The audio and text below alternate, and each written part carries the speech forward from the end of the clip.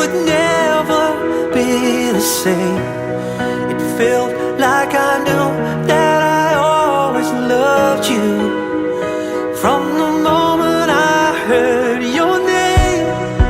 Giây phút ấy thật tuyệt vời, khoảnh khắc ta có nhau trong đời. Yêu anh ước muốn bây giờ ngày đây rồi. Dù chót trái đất có vỡ đôi, anh vẫn đứng nơi đây thôi, vẫn mãi thôi để con tim anh cất lời. I'll be by your side till the day I die. I'll be waiting till I hear you say I do. Something old, something new, something borrowed, something blue. I'll be waiting till I hear you say I do. Hãy lau khô dòng nước mắt, gạt hết đi lòng dối bời, để anh được thấy em luôn mỉm cười. Và hãy luôn siết chặt tay nhé, mọi khó khăn cùng đương đầu, một hạnh phúc giữ gìn cho nhau. Now everything was perfect. I knew this love was worth it. I will miracle in the making. Until this world stops turning, I'll still be here waiting. I'm waiting to make that vow that I'll be by your side till the day I die. I'll be waiting till I hear you say I do. Something old, something new, something borrowed, something blue. I'll be waiting till I hear you say I do. Chỉ cần mình cùng bên nhau, bao gian nan sẽ qua mau. Anh sẽ mãi luôn che chở em cuộc đời mãi sau. I do love you, yes I do love you. I'll be waiting till I hear you say I do. 'Cause I love you, love you.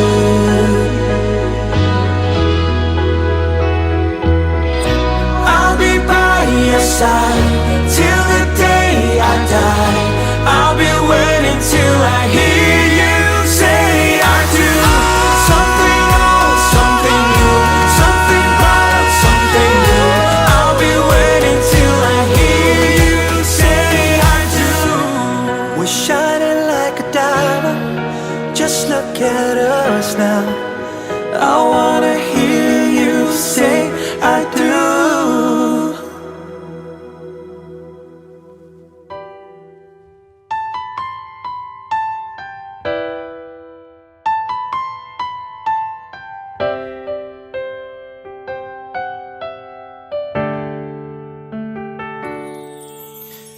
Em hay hỏi anh rằng anh yêu em nhiều không. Anh không biết phải nói thế nào để đúng với cảm xúc trong lòng. Khi anh nhìn em là anh thấy cuộc đời anh là quá khứ và cả tương lai, là hiện tại không bao giờ phai. Tình yêu trong anh vẫn luôn thầm lặng, nhưng không có nghĩa không rộng lớn. Chỉ là anh đôi khi khó nói nên lời, mong em hãy cảm nhận thôi. Cao hơn cả núi, dài hơn cả sông, rộng hơn cả đất, xanh hơn cả trời. Anh yêu em nhiều thế thôi. Vượt qua ngọn gió, vượt qua đại dương, vượt qua cả những áng mây thiên đường. Dẫu có nói bao điều, cảm giác trong anh bây giờ có lẽ hơn cả yêu.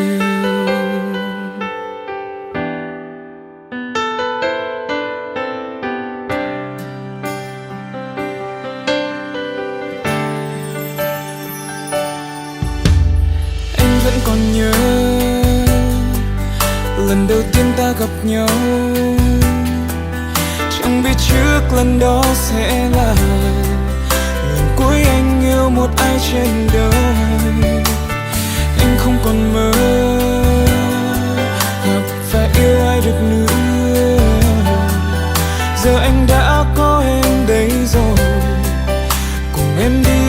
quãng đường đời.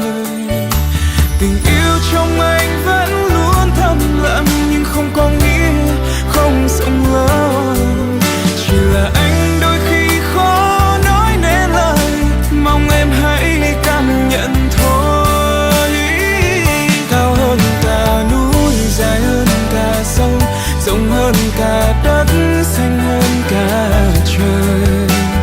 Anh yêu em nhiều thế thôi. Vượt qua ngọn gió, vượt qua đại dương, vượt qua cả những ngang mây thiên đường.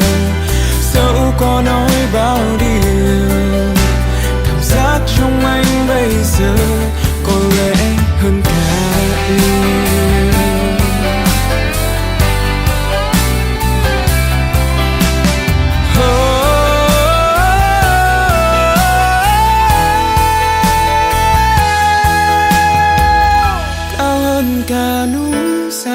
Cả sông, rộng hơn cả đất, xanh hơn cả trời. Anh yêu em nhiều thế thôi. Vượt qua ngọn gió, vượt qua đại dương, vượt qua cả những nắng mây thiên đường. Dẫu có nói bao điều, cảm giác trong anh bây giờ có lẽ hơn cả yêu.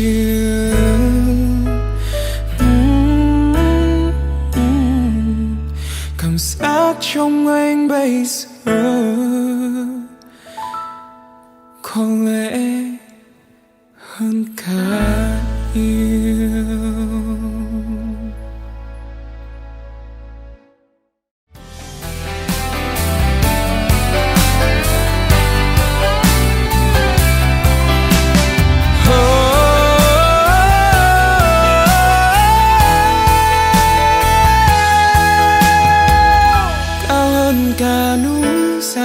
Cả sông, rộng hơn cả đất, xanh hơn cả trời.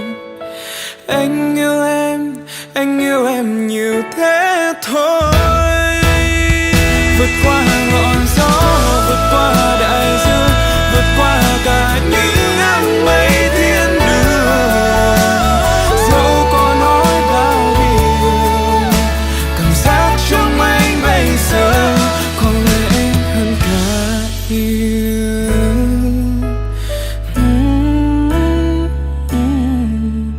Cảm giác trong anh bây giờ có lẽ hơn cả yêu. Nhiều khi kiếm đâu cô tích trên đời, hẳn là điều may mắn nếu như có người ôm tay bước đi đến cuối con đường. Bao giờ thì sẽ tới, dẫu anh không là chàng hoàng tử mà em đắm say, chỉ là gian đơn thôi.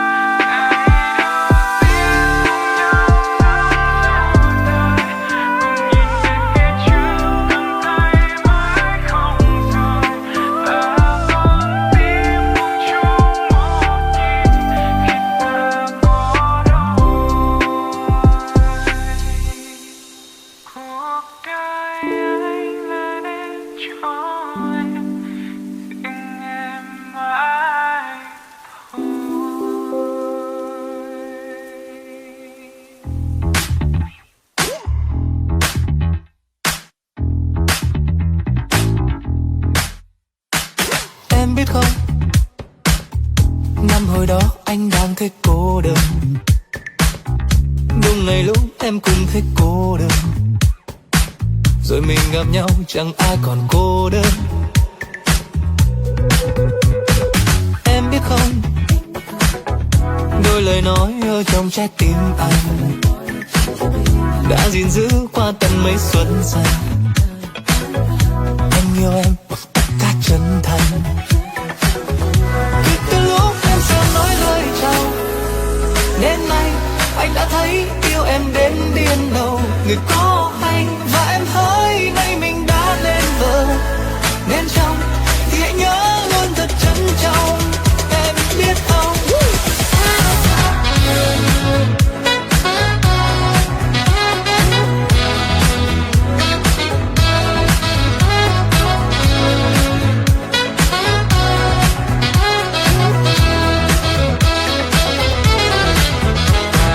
em biết không, có người nói em dại khu ngân hà, nên mới lấy đưa người giống anh mà. Mà thật ra người may mắn là anh nha. Và em biết không, ai cũng thấy anh đẹp trai sáng ngời, trưởng thành với bao người ở bên ngoài, mà ở bên em như là trẻ con lên 10. Từ lúc em sắp nói lời chào, đến nay anh đã thấy yêu em đến điên đầu. Người có hay và em hỡi, nay mình đã lên bờ, nên trong thì hãy nhớ luôn thật trân trọng. Em biết không,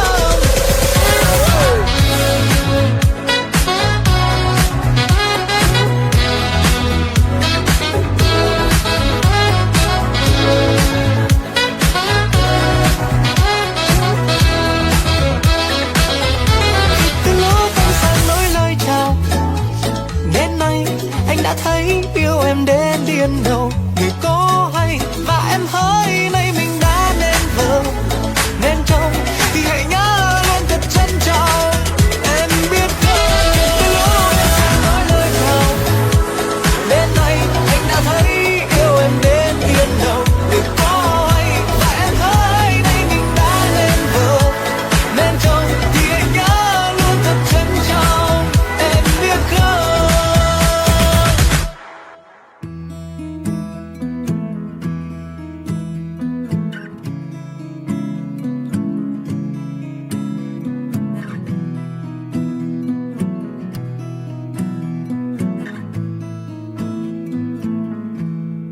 loving can hurt. Loving can hurt sometimes, but it's the only thing that I know. When it gets hard, you know it can get hard sometimes. It is the only thing that makes us feel alive. We keep this love in a photograph. We made these memories for ourselves, where our eyes are never closing, our hearts are never broken, and time's forever frozen still. So you can keep me inside the pocket of your ripped jeans, holding me closer till our eyes meet. You won't ever be alone. Wait for me to come home. Loving can heal, loving can mend your soul, and it's the only thing that I know. I swear it will get easier. Remember that with every piece of you. And it's the only thing we take with us when we die. Keep this love in a photograph. We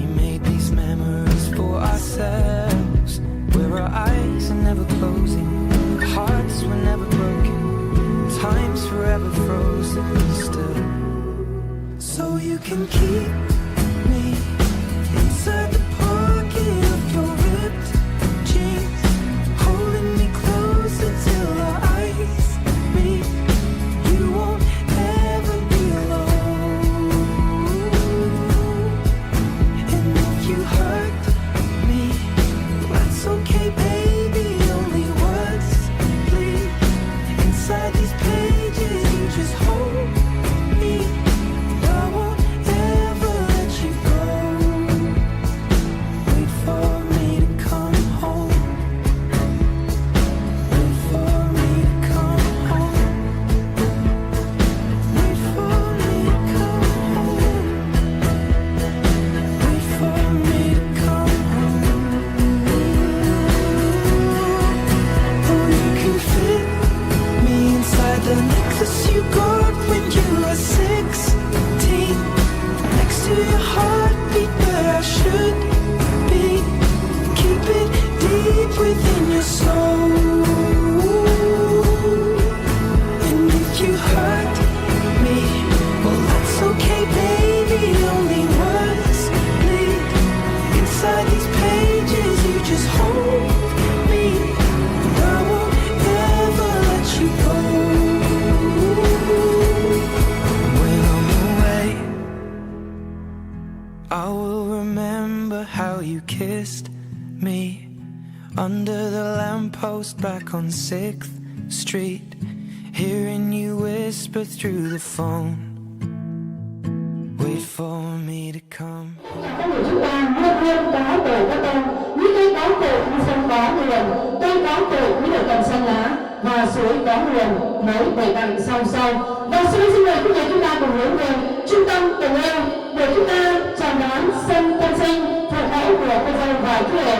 Xin được trân trọng kính mời tân sinh phụ mẫu của cô dâu, đó là ông bà An Nam Mỹ Nhị. Xin được trân trọng kính mời. Và tân sinh phụ mẫu của chú rể, đó là ông bà Mai Bí Kamin đến từ Phim. Xin trân trọng kính mời.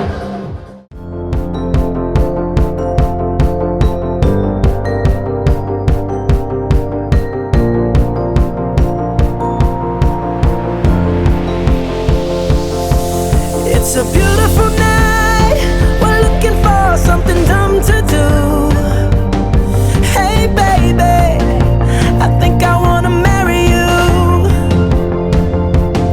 Is it the look in your eyes, or is it this dancing juice? Who cares, baby? I think I wanna marry you.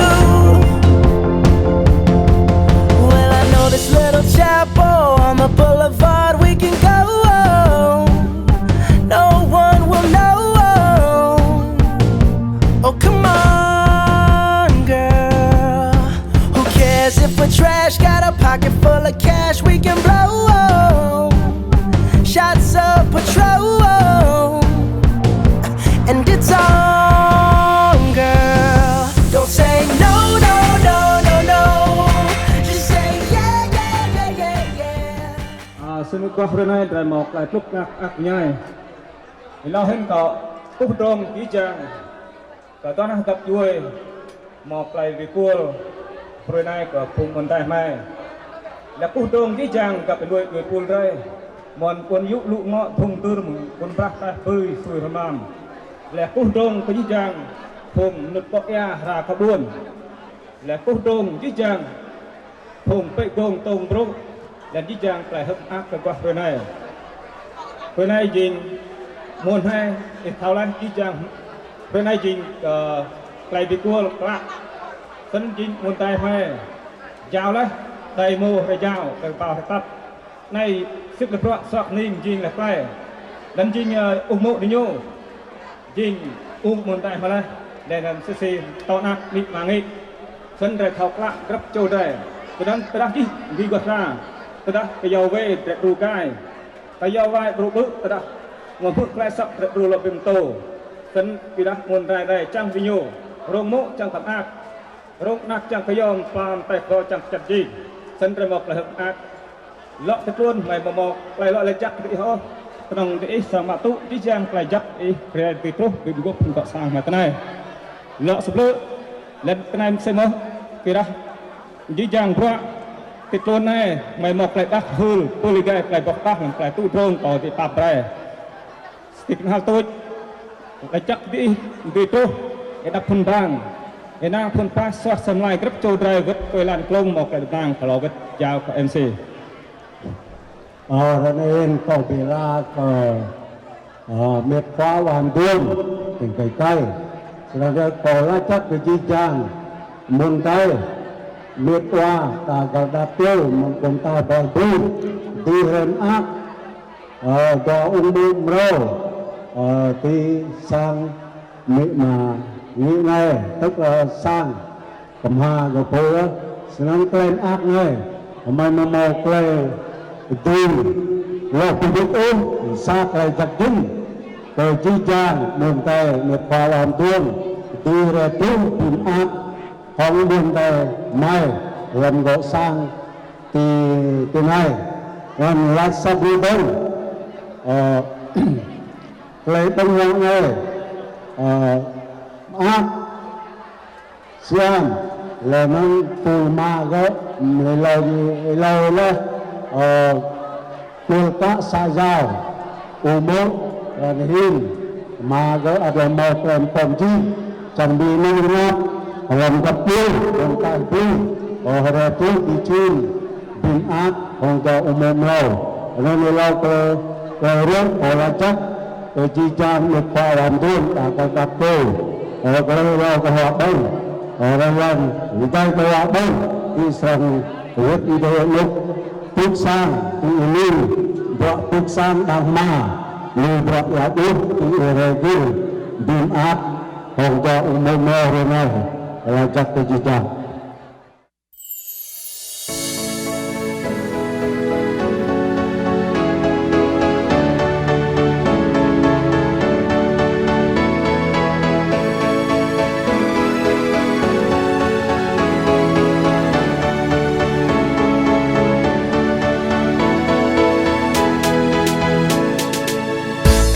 chẳng dám hứa qua nhiều chuyện ngày mai hay vu vơ về chặng đường dài. Hôm nay anh bên em ta sẽ luôn như hôm nay và anh chỉ cần có thế. Nếu đến lúc hai ta giận hờn nhau, hãy yêu thương không như những phút đầu. Em hãy cứ tin rằng và hãy nhớ mai là anh sẽ không nghi ngờ từ tình ta chớm tắt. Anh sẽ không bao giờ để em rơi nước mắt.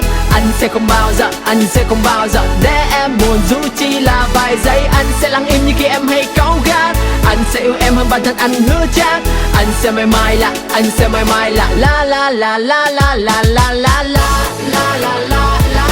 Marry me, just marry me. La la la la la la. Marry me, just marry me.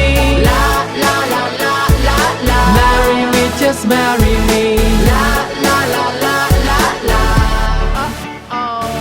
Sáng thức cùng giờ đi làm chung một đường, ăn chơi cùng ngày đêm ngủ chung một giường. Tương lai to bự cùng nhắm về một hướng, hai ta sẽ là một cặp vợ chồng không tầm thường. Cưới nhau vì nhau thế gì khó quá cho quà. Chuyện lớn nhỏ cứ để anh em không cần lo xa. Giận cứ nói thẳng anh để em la cho đã. Bao nhiêu đó là đủ, thôi đi nha. Mỗi khi em buồn anh sẽ tự nguyện vào vai thần thánh, mang đi nỗi lo trên trời dưới đất mà không cần cánh. Còn chán thì anh sẽ tự nguyện nhập vào vai chân thành. Hại não sáng đêm chỉ để nụ cười em luôn gần anh. Sẽ em chỉ mới và giờ đã thấy rằng I miss you. Muốn nói với em một câu thật lòng là I miss you. Hôm nay bất chấp tất cả anh muốn nói với em là em ơi, I wanna marry you. Anh sẽ không nghi ngờ từ tình ta chớm tắt. Anh sẽ không bao giờ để em rơi nước mắt. Anh sẽ không bao giờ để em buồn dù chỉ là vài giây. Anh sẽ lặng im như khi em hay cáu gắt. Anh sẽ yêu em hơn bản thân anh hứa chắc. Anh sẽ mãi mãi là la la la la la la la la.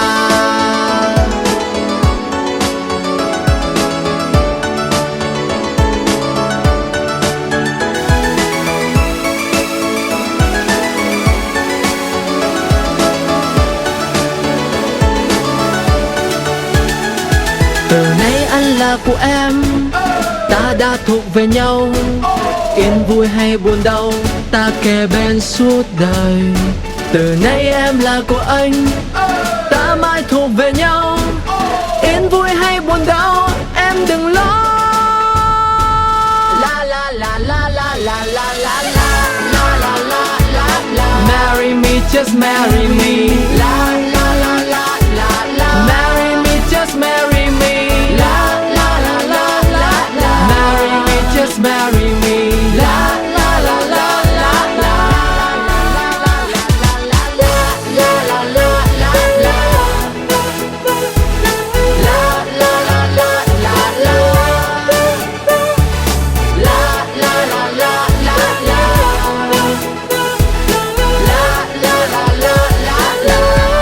anh là của em. Khi hai ta về một nhà, khép đôi mi cùng một giường, đôi khi mơ cùng một giấc, thức giấc chung một giờ. Khi hai ta chung một đường, ta vui chung một nỗi vui, nước mắt rơi một dòng, sống chung nhau một đời.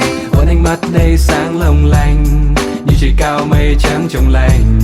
Đến hôm nay anh vẫn chưa thể tin em đã về đây với anh, như những lúc đứng dưới mái trường xưa, cùng từng xe dưới gốc cây trú mưa. Đến hôm nay ta đã chung một lối, anh không còn phải đi xa đón đưa. Ta giờ đây chung trên mây, ta cùng đón tương lai, ta cầm tay, ta cùng vui say trên bước đường dài. Như lời hứa anh đã nói ngay từ phút giây đầu, chúng ta sẽ về chung một nhà. Dẫu gian khó, dẫu mưa gió, ta cùng đón ngày mai. Ta thường nghe sau cơn mưa là trời sẽ nắng lại. Như lời hứa anh đã nói ngay từ phút giây đầu, chúng ta đã về chung một nhà. Khi hai ta về một nhà, khép đôi mi cùng một giường, đôi khi mơ cùng một giấc, thức giấc chung một giờ.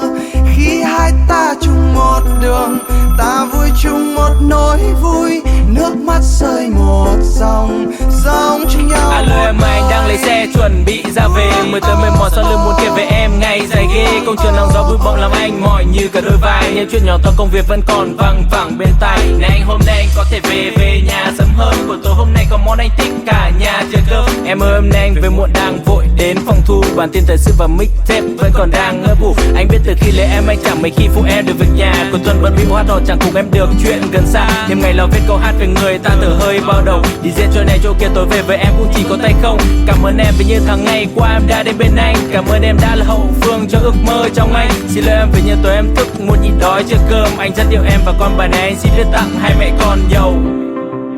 Khi hai ta về một nhà, khép đôi mi cùng một giường, đôi khi mơ cùng một giấc, thức giấc chung một giờ. Khi hai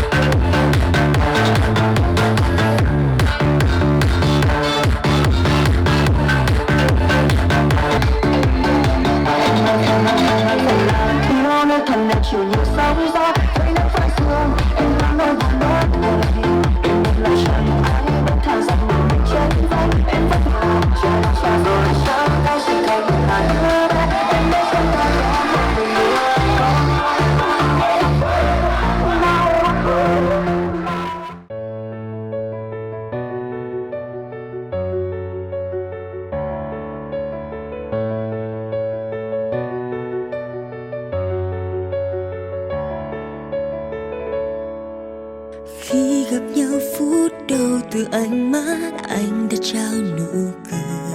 Khẽ ngại ngùng anh nói mình cầm tay nhé, đưa em qua những con đường tình yêu. Em chẳng thể dối lòng rằng em đã yêu anh từ lúc nào.